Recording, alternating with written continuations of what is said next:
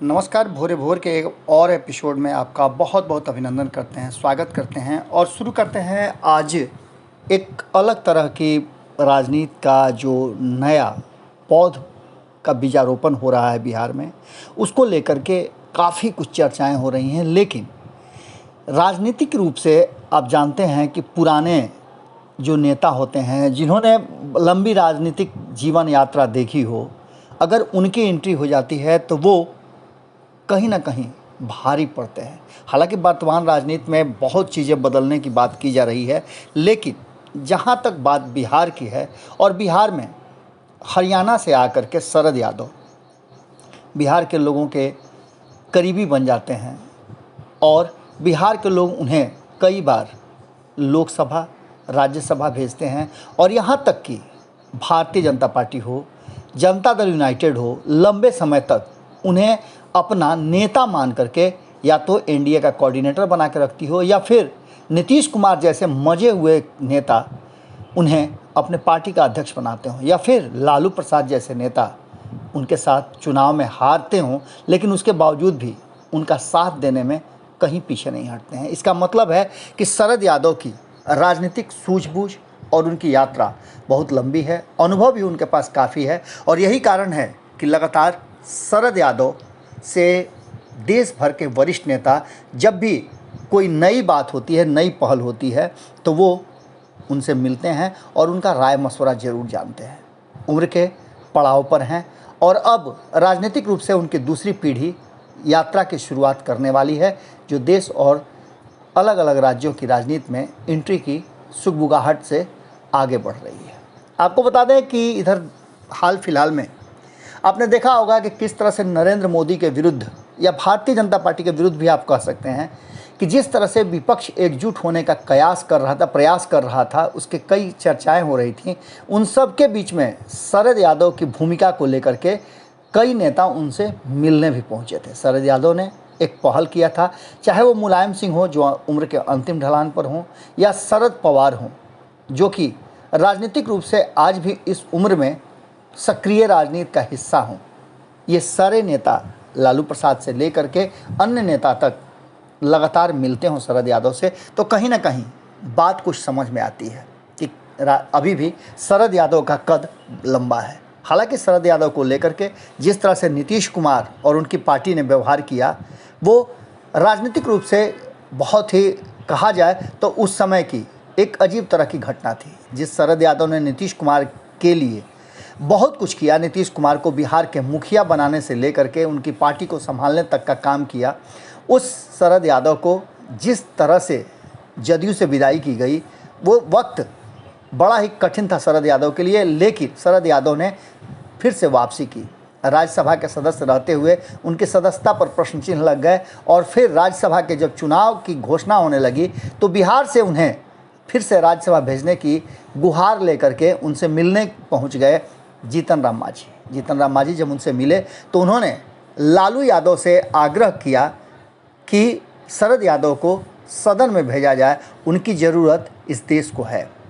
यही बात अगर वो नीतीश कुमार से कहते तो इसके परिणाम कुछ बदल सकते थे। हालांकि आज भी राज्यसभा में किसे भेजेंगे नीतीश कुमार, इस बात को लेकर के संशय बना हुआ है। लेकिन इस बीच में आपको जैसा कि जानकारी मिला ही होगा और भारत लाइव ने आपको पल पल का अपडेट भी दिया है कि किस तरह से लालू यादव शरद यादव की मुलाकात होती है।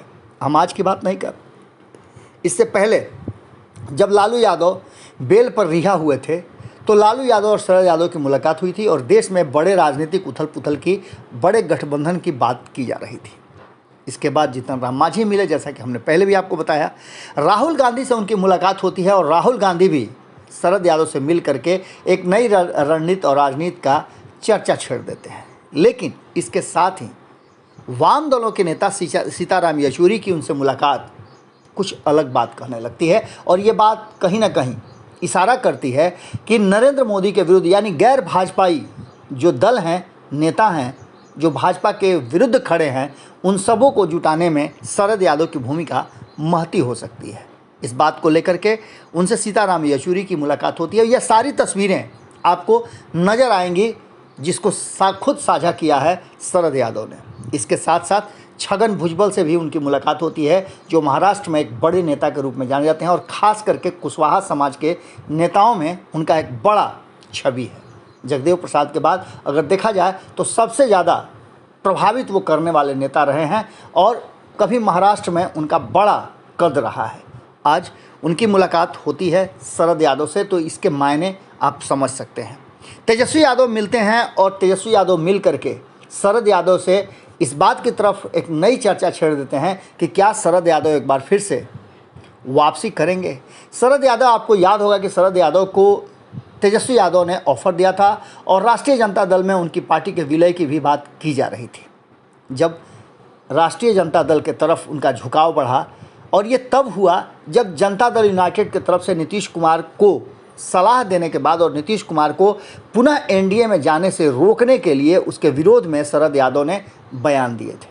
नीतीश कुमार, आप जानते हैं कि अपने फैसलों के बीच में किसी को स्वीकार नहीं करते हैं। हालांकि अभी वर्तमान जो स्थिति चल रही है जिसमें आरसीपी को लेकर के नीतीश को फैसला लेना है, उस फैसले के बीच में कई नेता सामने खड़े हैं।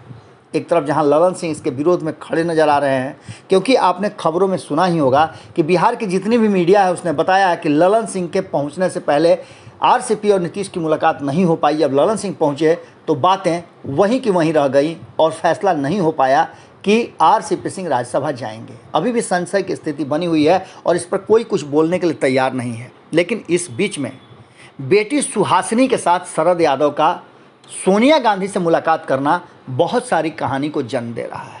एक तरफ जहां आपको पता है कि इस देश की राजनीति में भारतीय जनता पार्टी के विरुद्ध एक बड़े गठबंधन की ज़रूरत को महसूस सभी कर रहे हैं। इस ज़रूरत को पूरा करने के लिए गिव एंड टेक की स्थिति रहेगी। राज्यों में जो क्षेत्रीय दल हैं उन्हें कांग्रेस को समर्थन करना पड़ेगा और अपने केंद्र की राजनीति में मजबूती के साथ उनके समर्थन से कोई नया गठजोड़ तैयार करना होगा, कोई नया नेता सामने रखना होगा जो नरेंद्र मोदी के टक्कर का हो सके। नीतीश कुमार का नाम बार बार आ रहा है और इस बात के लिए, इस काम के लिए सबसे ज़्यादा उपयुक्त अगर कोई है तो वो नेता हैं जो 2014 में नीतीश कुमार के विरुद्ध खड़े थे, जब नीतीश कुमार के नाम को नरेंद्र मोदी के विरुद्ध खड़ा करने की बात चल रही थी, उनकी उम्मीदवारी की बात चल रही थी। उस समय लालू प्रसाद भी विरोध में थे। शरद यादव ने कोशिश जरूर किया था लेकिन वो भी कामयाब नहीं हो सके और लास्ट में मुलायम सिंह के नाम पर भी सहमति नहीं बन पाई थी। और ऐसी स्थिति में कोई भी नरेंद्र मोदी के विरुद्ध मजबूत चेहरा नहीं बन पाया था। हालांकि राहुल गांधी को खड़ा करने की कोशिश की गई थी लेकिन कांग्रेस से एक चूक हो चुकी थी जिसकी चर्चा हम कई बार कर चुके हैं। अब बदली हुई परिस्थिति में सोनिया गांधी और शरद यादव की मुलाकात अब उनकी बेटी सुहासिनी के साथ बहुत सारी कहानियों को जन्म दे रही है और ये कहानी कहीं ना कहीं एक इशारा जरूर कर रही है कि ये पूरा का पूरा माहौल जो है वो बदला हुआ है। और इस बदले हुए परिस्थिति और बदले हुए माहौल में जहां उथल पुथल बिहार की राजनीति में मचा हुआ है, वहां शरद यादव का एक्टिव होना और सोनिया गांधी के साथ बातचीत करना बहुत कहानी कह रहा है। आपको याद होगा कि इस बीच में कपिल सिब्बल हों या फिर प्रशांत किशोर हों, कपिल सिब्बल ने तो साफ तरीके से अपने आप को अलग कर लिया है कांग्रेस से। वो राज्यसभा के लिए निर्दलीय नामांकन दाखिल किए हैं और उत्तर प्रदेश में अखिलेश यादव ने उनका सपोर्ट भी किया है।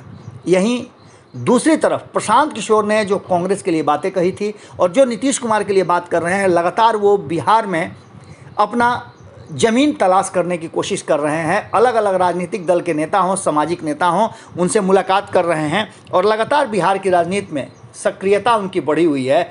ऐसी स्थिति में एक मुलाकात, जबकि वो ये कह कर के आते हों कि कांग्रेस को एक ऐसे नेता की ज़रूरत है जो मुखर होकर के अपनी बातें रख सके, एक अस्थायी अध्यक्ष की ज़रूरत है और कांग्रेस को फिर से रिवाइव करने की ज़रूरत है। ऐसी स्थिति में जहां लालू प्रसाद बिहार में डेरा डाले हुए हैं, नीतीश कुमार बिल्कुल चुप हैं और अपने पुराने ढर्रे से वो वापस आना चाहते हैं, वापसी करना चाहते हैं, वहीं शरद यादव और कांग्रेस की कार्यकारी अध्यक्षा सोनिया गांधी की मुलाकात को आप यूं ही नहीं देख सकते हैं। इसके राजनीतिक मायने क्या है, तलाश जरूर होगी। लेकिन इतना तो तय मान के चलिए कि नीतीश लालू का बना बनाया खेल शरद की एंट्री से बिगड़ सकता है। आपको बता दें कि जैसा कि लगातार चर्चा हम कर रहे हैं और राजनीतिक गलियारे में इस बात की चर्चा है कि नीतीश कुमार एक ऐसे गठबंधन की बात कर रहे हैं जिस गठबंधन में न तो लालू प्रसाद हों और न ही भारतीय जनता पार्टी हो। क्या ऐसा संभव है और क्या इसी की तैयारी कांग्रेस कर रही है? बार बार कांग्रेस के कई विधायकों का जदयू के तरफ झुकाव और कभी भी जदयू में शिफ्ट होने, जदयू में आने की बात की जा रही है। ऐसी स्थिति के बाद भी जदयू और कांग्रेस के संबंधों में भले ही सामने से सब कुछ ठीक नज़र नहीं आ रहा हो, लेकिन भीतर खाने में सब कुछ ठीक है। जब भी ज़रूरत हो तो जदयू को कांग्रेस का सपोर्ट मिल सकता है। तो ऐसी स्थिति में शरद यादव का सोनिया गांधी से मुलाकात करना और अपनी बेटी के साथ मुलाकात करना क्या कुछ कह रहा है?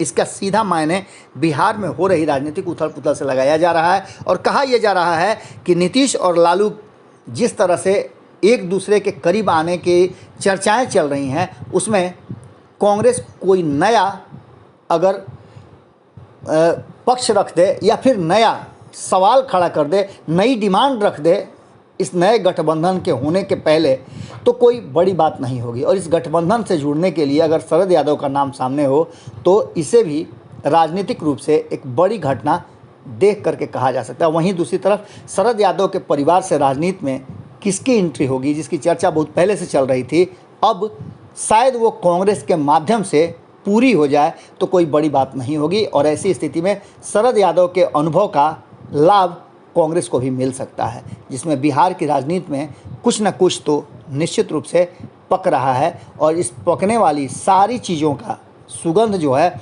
दिल्ली तक पहुंच रहा है। देखना होगा कि शरद यादव को लेकर के कांग्रेस किस तरह का प्लान रचती है और किस तरह से नीतीश कुमार और लालू प्रसाद के बीच में अपना स्थान बना पाती है। जुड़े रहिएगा भारत लाइव के साथ। आज के भोरे भोर में हम आपसे यहीं विदा लेते हैं। एक दिन बाद सोमवार को फिर आपसे मुलाकात होगी। बहुत बहुत धन्यवाद। नमस्कार। अगर ये वीडियो पसंद आई और वह बिहार के राजनीति और बिहारियत से सरोकार रखेनी तो सब्सक्राइब बटन दबा के चैनल के सब्सक्राइब कर ली। ओजे एगो घंटी बा, ओकरा बटन दबा देला से कुल सटीक और मारक खबर रुआ मुफ्त में मिल जाई। अगर रुआ पत्रकारिता के हमनी के नया प्रयोग में सहयोग कर चाहतानी तो ज्वाइन बटन दबा दी। पेटीएम नंबर नोट कर ली 9386816700। धन्यवाद।